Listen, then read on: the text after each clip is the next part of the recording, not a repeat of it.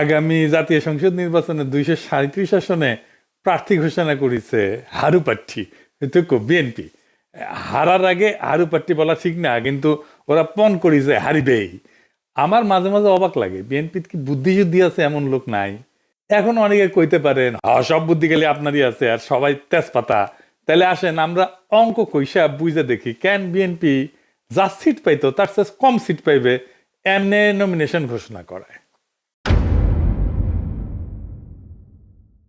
দুনিয়াতে যা রীতি বলে জানি তা অনেক ট্রায়াল আর এররের পরে স্ট্যাবলিশড হয়, প্রতিষ্ঠিত হয়, তারপরে সবাই মেনে চলে। যেমন ধরেন পরীক্ষার আগে গোল জিনিস খাওয়া যায় না, তাই না? আলু রসগোল্লা চমচম করলে খাওয়া যায়, চমচম খাবার পারেন, লম্বা আছে, আলু খেলে পরীক্ষাত গোল্লা পাবেন। সেই রকম জাতীয় সংসদ নির্বাচনে কখন প্রার্থী ঘোষণা করা হয় তার কিন্তু একটা রীতি আছে। সেই রীতি কি এবং কেন সেই সময়ে প্রার্থী ঘোষণা করা হয়, আসেন সেটা এটা বুঝে দেখি। আমি বাংলাদেশের 4টা সাম্প্রতিক জাতীয় সংসদ নির্বাচনের প্রার্থী ঘোষণার সময়কাল ধারাবাহিকভাবে বর্ণনা করতেছি, যাতে আপনারা পুরো প্রক্রিয়াটা সময়ের ক্রম অনুসারে পরিষ্কারভাবে বুঝতে পারেন। 2008 সালের নির্বাচন, ভোটের তারিখ ছিল 29শে ডিসেম্বর 2008 সাল। তফসিল ঘোষণা হয়েছিল 24শে নভেম্বর 2008। প্রধান দলগুলা প্রার্থী ঘোষণা করছিল কখন? আওয়ামী লীগ, বিএনপি এবং মহাজোট, মানে 4 দলীয় জোট উভয়, ডিসেম্বরের 10 থেকে 15 তারিখের মধ্যে। তার মানে ভোটের 15 থেকে 20 দিন আগে চূড়ান্ত প্রার্থী ঘোষণা করছিল। 2014 সালে যদি সেইখানে বিরোধী দল সবাই নির্বাচন বয়কট করছিল, তো ভোটের তারিখ ছিল 5 জানুয়ারি 2014। তফসিল ঘোষণা হয়েছিল 25শে নভেম্বর 2013। প্রধান দলগুলো প্রার্থী ঘোষণা, আওয়ামী লীগ ডিসেম্বরের শুরুর সপ্তাহে চূড়ান্ত প্রার্থী তালিকা দেয়। বিএনপি তো নির্বাচনে অংশ নেয় না, বর্জন করছিল। সময়ের ব্যবধান 30 দিন। 2018 সালে নির্বাচন হইল 30শে ডিসেম্বর, তফসিল ঘোষণা 8ই নভেম্বর। প্রধান দলগুলার প্রার্থী ঘোষণা, আওয়ামী লীগ 25শে নভেম্বরের মধ্যে অধিকাংশ প্রার্থী চূড়ান্ত করে। জাতীয় ঐক্যফ্রন্ট, যেটার মধ্যে বিএনপি টিএনপি সবাই ছিল, 26 থেকে 28শে নভেম্বরের মধ্যে প্রার্থী তালিকা প্রকাশ করে। বাংলাদেশের রাজনৈতিক দলগুলো সাধারণত ভোটের 30 থেকে 35 দিন আগে আনুষ্ঠানিকভাবে প্রার্থী ঘোষণা করে এবং তফসিল ঘোষণার 7 থেকে 15 দিনের মধ্যে চূড়ান্ত তালিকা দেয়। তার মানে তফসিল ঘোষণা পরে প্রার্থী তালিকা দেয়। কারা দেয়? বড় দলগুলো দেয়। কেন দেয় আসেন সেটা বুঝে দেখি। এই জায়গায় আছে রাজনৈতিক কৌশলের প্রশ্ন। বড় দলগুলা প্রার্থী তালিকা যত দেরিতে প্রকাশ করে তত বেশি সময় তারা স্থানীয় জোট, আপোষ, নেগোসিয়েশন, সম্ভাব্য বিদ্রোহী প্রার্থীদের সামলানোর সুযোগ পায়। ছোট দল বা জোটের ক্ষেত্রে প্রার্থী ঘোষণা আগে ভাগে করা হয়। আমরা এটা হিসাব কষে দেখাই দেব, যেন বেশি সময় ধরে প্রচারণা চালাইতে পারে। এবার আমরা একটু দেখি যে ছোট দল আসলে কি আগে প্রার্থী ঘোষণা করে। 2008 সালে আমরা তো দেখছি তফসিল ঘোষণা 24শে নভেম্বর 2008, ভোটের তারিখ 29শে ডিসেম্বর 2008।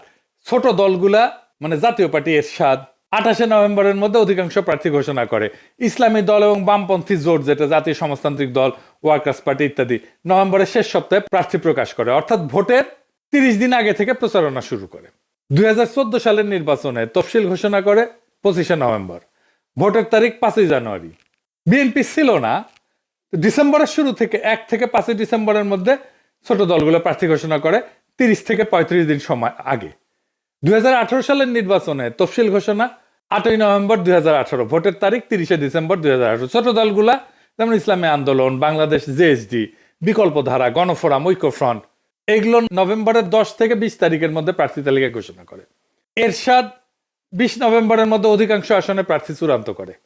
তারা ভোটের প্রায় 40 থেকে 45 দিন আগে প্রচারণা শুরু করে প্রার্থী সিলেকশন কমপ্লিট করে। তার মানে ছোট দলগুলো হিসাব করলে দেখা যাবে ভোটের প্রায় 45 থেকে 50 দিন আগে তারা মাঠে নামে এবং প্রার্থী চূড়ান্ত করে ফেলে। ছোট দলগুলা তফসিল ঘোষণা 5 থেকে 10 দিনের মধ্যে প্রার্থী ঘোষণা করে এবং ভোটের অন্তত 45 দিন আগে থেকে প্রচারণা শুরু করে দেয় তাদের প্রার্থী নিয়ে, কারণ তাদের প্রচারণা সীমিত বাজেট নির্ভর এবং ব্যক্তি নির্ভর, তাই আগে ভাগে মাঠে নামাটাই টিকে থাকার উপায়। বড় দলগুলো কেন দেরি কইরা প্রার্থী ঘোষণা করে এটা আরেকটু বুঝে দেখি। আগে বলছি, আবার একটু বুঝে দেখি। এর পিছনে অনেক রাজনৈতিক এবং মনস্তাত্ত্বিক কৌশল কাজ করে। দেরিতে প্রার্থী ঘোষণা করে বড় দলগুলো একাধিক রাজনৈতিক উদ্দেশ্য একসঙ্গে অর্জন করতে পারে। যেমন 1 নম্বর, স্থানীয় জোট এবং দর কষাকষির জন্য সময় পায়। বড় দলগুলো সাধারণত স্থানীয় পর্যায়ে জোট সমঝোতা অ্যাডজাস্টমেন্ট পলিসি করে থাকে। যেমন কোনো আসন অন্য জোটের দলের জন্য ছেড়ে দেওয়া বা স্থানীয় প্রভাবশালী নেতাকে বুঝায় সরানো, তাকে বসায় দেওয়া। যদি প্রার্থী আগে ভাগে ঘোষণা করে তাহলে সে আলোচনাগুলো অচল হয়ে যায়, কারণ প্রার্থী ঘোষণার পর আসন ভাগাভাগি করা রাজনৈতিকভাবে কঠিন হয়ে পড়ে। তাই তারা ইচ্ছা করে প্রার্থী তালিকা শেষ মুহূর্ত পর্যন্ত গোপন রাখে, যাতে আসন বিন্যাস জোট রাজনীতি চলমান এবং নমনীয় থাকে। যেমন 2018 সালে আওয়ামী লীগ মহাজোটের সঙ্গে আসন ভাগাভাগির জন্য প্রার্থী তালিকা বারবার পিছাইছে। বলা হয়েছিল এটা একটা সিট অ্যাডজাস্টমেন্ট উইন্ডো। 2 নম্বর, সম্ভাব্য বিদ্রোহী প্রার্থীদের নিয়ন্ত্রণ। প্রত্যেকটা বড় দলের মধ্যে একাধিক মনোনয়ন প্রত্যাশী থাকে। যারা মনোনয়ন পায় না তারা বিদ্রোহী প্রার্থী বা স্বতন্ত্র প্রার্থী হিসেবে দাঁড়ায় যায়। যদি নাম আগে ভাগে ঘোষণা করা হয় তাহলে যারা বাদ পড়ছে তারা সময় পেয়ে যায় বিকল্প প্রতীক সংগ্রহ, প্রচারণা করা, দল বিরোধী ক্যাম্প গঠনের, তার ফান্ড কালেক্ট করার। তাই দলগুলা বিলম্ব করে যাতে বিদ্রোহীদের সময় কমে যায় এবং শেষ মুহূর্তে তারা যেন সংগঠিত হইতে না পারে। 3 নম্বর, প্রতিদ্বন্দ্বী দলগুলো তার প্রার্থী নির্বাচনের কৌশলটা জানা এবং পাল্টা চাল দেওয়া। বড় দলগুলো অনেক সময় বিপক্ষ দলের প্রার্থী তালিকা আগে ভাগে পর্যবেক্ষণ করে তারপর নিজেদের তালিকা প্রকাশ করে। এতে তারা দেখতে পারে কারা মাঠে শক্তিশালী, কারা দুর্বল, কোন আসলে সেফ বেইট।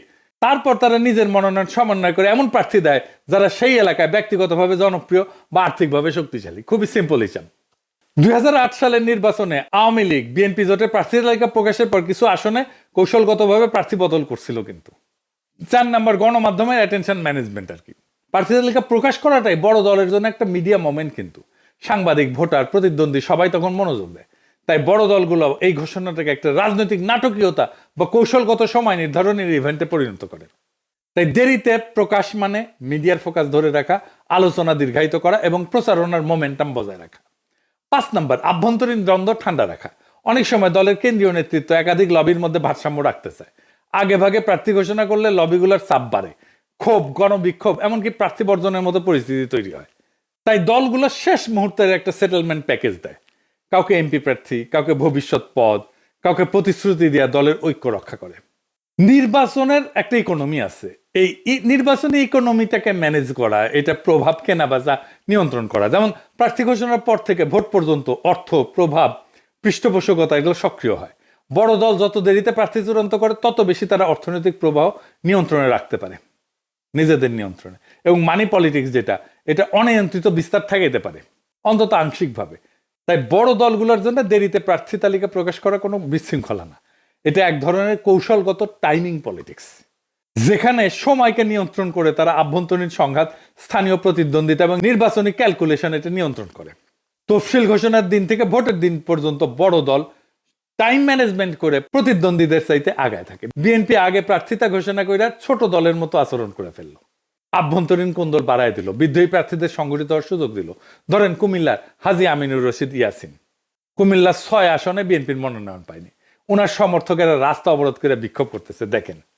দেখেছেন স্লোগান দিচ্ছে কি? দেখেন, মির্জা ফখরুল, তারেক রহমান কাউরে বাদ দিচ্ছে না। শুনান এইটা সাহেব।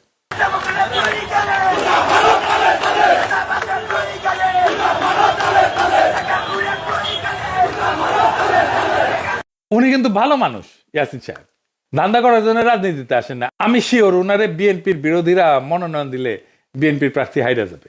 লক্ষ্মীপুর স্যারে আসম আব্দুর রবের জন্য এবিএম আশরাফুদ্দিন নিজানরে মনোনয়ন দেয় না। ওই সিটে আসম আব্দুর রব গোহারা হারবে যদি নিজান সাহেব অন্য মার্কা নিয়ে দাঁড়ায়।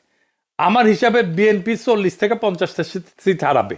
এইভাবে বিদ্রোহী প্রার্থী অন্য দলে ভিড়ে যাবে।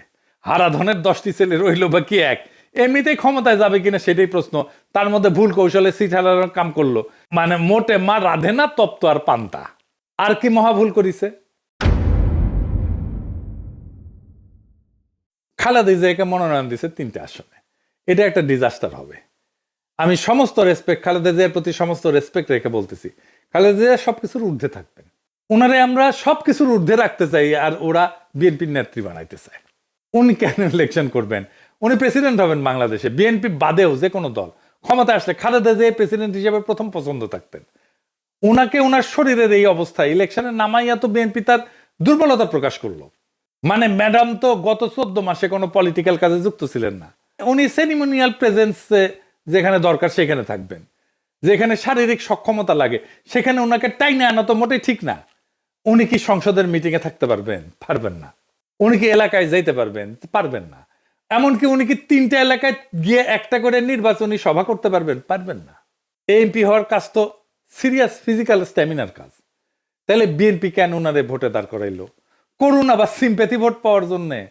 করুণা পাবে কিন্তু ভোট পাবে না। করুণা দিয়ে ভোট পাওয়া যায় না, এটা একটা ব্লান্ডার। খালেদা জিয়ার প্রতি সম্মান, ভালোবাসা, শ্রদ্ধা থাকলেও মানুষ ভোট দিবে না। সে একজন কর্মক্ষম নেতা চায়। সে এমন নেতা চায় না যে শারীরিকভাবে দুর্বল। খালেদা জিয়া কখনো হারেন নাই, বিএনপি উনারে হারিয়ে যাওয়ার ব্যবস্থা করছে। আমি আজ কইয়া গেলাম, মিলাই নিয়েন। উনি যতগুলো সিটে আগে দাঁড়াইতেন সবগুলোতে জিততেন। উনি এইবার 3টা সিটেই জিতে আসতে পারবেন না। আমার কথাটা মিথ্যা হইলে আমি সবচেয়ে খুশি হইতাম, কিন্তু তা হইবে না। এই বুদ্ধি কার মাথা থেকে আসছে কে জানে। ও যার মাথা থেকে আসছে ওরা খুঁজে বের করা দরকার। ওরা ইলন মাস্ক কেন টোকায় না? ওর টোকায় নিয়ে যাওয়া দরকার। ওর তো বাংলাদেশ ওর জায়গা না। আর কি ভুল করিছে? ফজা পাগলারে নমিনেশন দিছে। ফজা পাগলার মতো যত পাগলামো, মুজিব বন্দনা, আওয়ামী রাজনীতি সবকিছু ওন করিছে। আর এক মুজিব সানা হাবিবুর রহমান, হাবিবুরও নমিনেশন দিছে। মানে মুজিব সানাদের পুনর্বাসন করেছে শক্তভাবে, যেন আওয়ামী ন্যারেটিভ চালাইতে পারে। মাদারীপুর একে একটা কাঁচা গুড়ে নমিনেশন দিচ্ছে। দেখেন ছবি, দেখান এডিটর সাহেব, দেখেছেন? এবার ভিডিও দেখেন। ধন্যবাদ জানাচ্ছি, আমাদের সকলকে ধন্যবাদ জানাচ্ছি। সবাই ভালো থাকবেন। তারেক রহমান জিন্দাবাদ, ম্যাডাম খালেদা জিয়া জিন্দাবাদ, জিয়া রহমান শহীদ হোক, জয় বাংলা। দেখেছেন কাক নমিনেশন দিছে, ক্যাঙ্কা নমিনেশন দিছে। এই নমিনেশনে বিএনপির হারা আরো কাশা আসছে।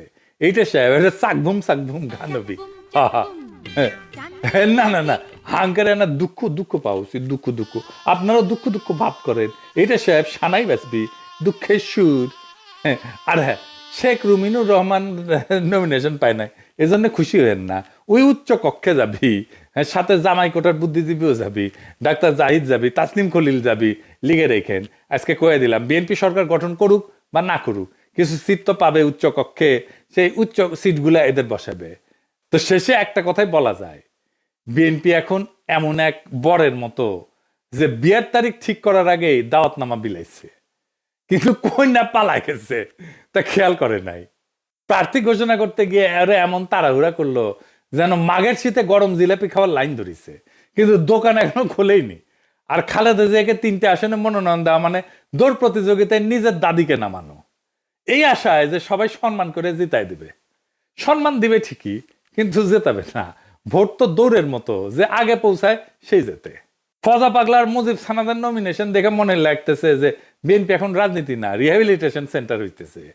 তাই বলি, বিএনপি এবারের নির্বাচনী কৌশল একটাই, আগে হারবে পরে ভাববে। দলের নামও বদলায় দেওয়া দরকার, হারু পার্টি লিমিটেড।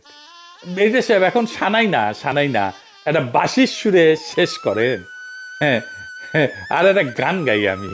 হ্যাঁ, ওই যে আরো দিন তো গেল, সন্ধ্যা হলো, পার করে কে তোরে। হারু দিন তো গেল, সন্ধ্যা হলো, পার করে কে তোরে।